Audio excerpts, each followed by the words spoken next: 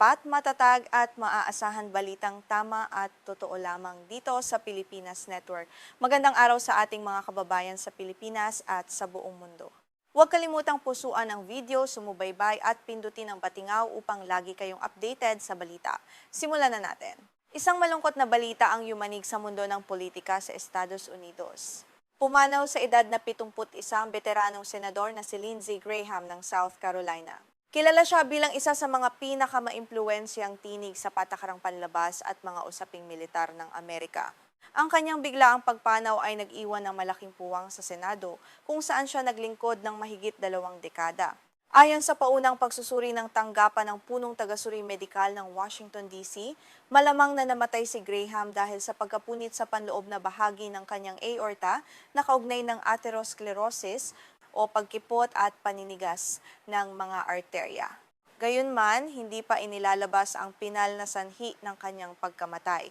Nangyaring trahedya noong gabi ng Sabado ilang oras matapos siyang makabalik mula sa isang opisyal na paglalakbay sa Ukraine. Nakatakda sanang lumahok si Graham sa tanyag na programang Meet the Press ng NBC noong linggo upang talakayin ang bagong pakete ng mga sanksisyon laban sa Russia. Sa halip, si Pangulong Donald Trump ang lumitaw sa programa at nagbigay pugay sa senador. Ipinahayag ni Trump ang kanyang matinding kalungkutan at sinabing itinuring niya si Graham na parang isang tunay na miyembro ng kanyang pamilya. Agad na bumuhos ang mga mensahe ng pakikiramay mula sa mga pinuno ng iba't ibang bansa at mga mambabatas sa loob ng Estados Unidos. Nagbigay pugay sa kanya ang mga Republikano at Demokrata. Ipinakita nito ang lawak ng kanyang impluwensiya at ang kakayahan niyang bumuo ng personal na ugnayan sa mga kasamahan kahit magkakaiba ang kanilang pananaw sa politika. Si Lindsey Graham ay nagmula sa isang simple at karaniwang pamilya sa Central South Carolina kung saan siya isinilang noong Hulyo 9, 1955. Ang kanyang mga magulang na sina Millie at Florence James Graham ay nagmamay-ari ng isang maliit na kainan, bar at bilyaran sa bayan. Sa lugar na iyon nagsimula ang kanyang paglalakbay patungo sa pinakamataas na antas ng politika sa Amerika. Ayon sa kanyang nakababatang kapatid na si Darlene, naninirahan lamang ang kanilang buong pamilya sa isang maliit na silid sa likod ng kanilang negosyo.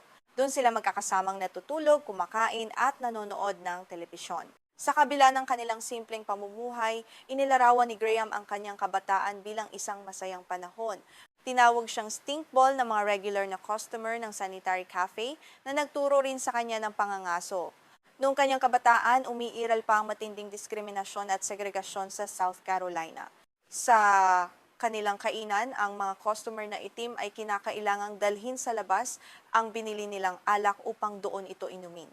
Gayunman, isinulat ni Graham na ang kanyang ama na kilala sa palayaw na Dude ay hindi pumapayag na gumamit ang sinuman ng mapanirang tawag laban sa mga taong may ibang kulay ng balat.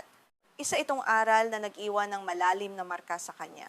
Bagaman hindi siya itinuring na natatanging mag-aaral noong mataas na paaralan, si Graham ang naging kauna-unahang miyembro ng kanilang pamilya na nakapag-aral sa kolehiyo. Pumasok siya sa University of South Carolina. Ngunit habang nag-aaral, sunod-sunod na trahedya ang dumating sa kanyang pamilya. Pumanaw ang kanyang ina dahil sa cancer at makalipas lamang ang ilang buwan, namatay din ang kanyang ama dahil sa atake sa puso habang nagsisimula pa lamang siya sa pag-aaral ng batas. Dahil sa maagang pagkawala ng kanilang mga magulang, si Graham ang naging legal na tagapangalaga ng kanyang nakababatang kapatid na babae. Nanatili siyang walang asawa at walang anak sa buong buhay niya.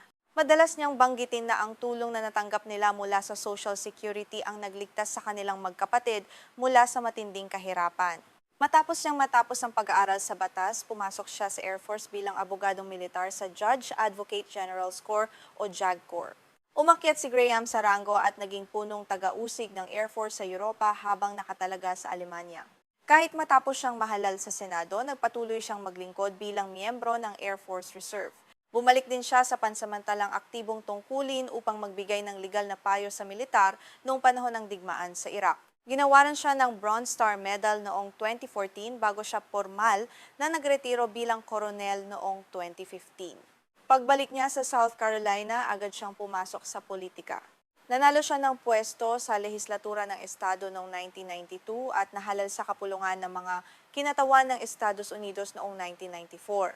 Kabilang siya sa mga batang konserbatibong mambabatas na humamon sa pamumuno ni Newt Gingrich dahil naniniwala silang masyado itong nakikipagkompromiso sa administrasyon ng demokratikong pangulo na si Bill Clinton. Nakilala si Graham sa buong bansa dahil sa kanyang papel sa paglilitis upang mapatalsik si Pangulong Bill Clinton kaugnay ng iskandalo nito sa isang kawani ng White House. Nagsilbi siya bilang isa sa mga tagapamahala ng kaso mula sa kapulungan ng mga kinatawan at iniharap ang mga argumento laban kay Clinton sa Senado. Bagaman napawalang sala si Clinton, nakilala si Graham dahil sa kanyang matalas na pagtatanong at pananalita na tumulong upang higit siyang mapansin sa pambansang politika. Noong 2002, matapos magretiro sa edad na 79, ang matagal ng senador ng South Carolina na si Strom Thurmond, tumakbo si Graham para sa bakanting pwesto at nanalo. Mabilis siyang nakibagay sa kultura ng Senado kung saan mahalaga ang personal na ugnayan sa pagitan ng mga miyembro. Madalas siyang makitang mag-isang kumakain sa silid-kainan ng Senado tuwing umaga bago humarap sa mahahabang debate at pampulitikang tunggalian. Higit na nakilala ang karera ni Graham sa Senado dahil sa kanyang malapit na pagkakaibigan kina Senador John McCain at Joe Lieberman. Tinawag nila ang kanilang grupo na The Three Amigos. Magkakasama silang naglakbay sa iba't ibang bansa upang itaguyod ang mas aktibong patakarang panlabas ng Estados Unidos, lalo na sa gitnang silangan matapos ang mga pag-atake noong Setyembre 11, 2001.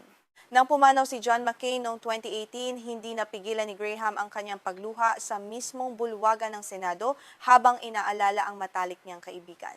Sinabi niyang bagaman maraming beses na nabigo si McCain, hindi ito kailanman sumuko at iyon ang dahilan kung bakit naging makabuluhan ang buhay nito. Sa mga taon matapos ang pagkamatay ni McCain, lalong naging kapansin-pansin ang pagbabago sa ugnayan ni Graham kay Donald Trump. Isa sa mga pinakakontrobersyal na bahagi ng karera ni Graham ang malaking pagbabago ng kanyang pananaw kay Trump. Noong 2016, kabilang siya sa kilusang Never Trump at isa sa pinakamalalakas na kritiko ng dating bituin ng reality television. Matindi rin ang kanyang galit nang insultuhin ni Trump si John McCain. Sa panahon ng kampanya, tinawag pa ni Graham si Trump na isa sa pinakamalalakas na hambog sa mundo. Ngunit sa paglipas ng panahon, lalo na matapos ang pagpanaw ni McCain, naging malapit na kakampi ni Trump si Graham. Madalas silang magkasamang maglaro ng golf at nagsilbi si Graham bilang mahalagang tulay sa pagitan ng Senado at ng White House. Bagaman pansamantalang lumamig ang kanilang ugnayan matapos ang paglusob sa Kapitolyo noong Enero 6, 2021, nanatili si Graham bilang isang matatag na taga-suporta ni Trump at hinimok ang mga Republikano na muling magkaisa sa likod niya. Ginamit din ni Graham ang kanyang kaalaman sa batas sa mga pagdinig para sa mga nominado sa Korte Suprema. Noong 2018, sa gitna ng mga paratang ng sexual na pag-atake laban sa nominado ni Trump na si Brett Kavanaugh, nanguna si Graham sa isang emosyonal at matinding pagtatanggol sa nominado. Mariin niyang binatikos ang mga demokrata at inakusahan silang gumagamit ng maruming taktika upang sirain ang reputasyon ni Kavanaugh. Sa kabila ng kanyang pagiging makapartido, kilala rin si Graham bilang isang mambabatas na handang makipagtulungan sa kabilang panig kapag kinakailangan.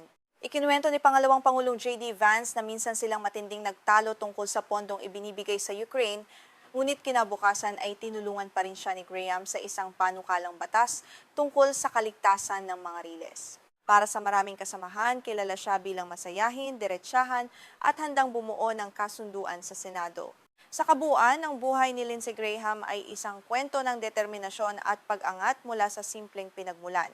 Mula sa maliit na silid sa likod ng biliran ng kanyang pamilya sa South Carolina, narating niya ang pinakamataas na antas ng politika sa Estados Unidos. Iiwan niya ang isang masalimuot na pamana bilang abogadong militar, maimpluwensiyang senador, tagapagtaguyod ng aktibong patakarang panlabas, at isang politiko na parehong nakipagtunggali at nakipagtulungan sa magkabilang partido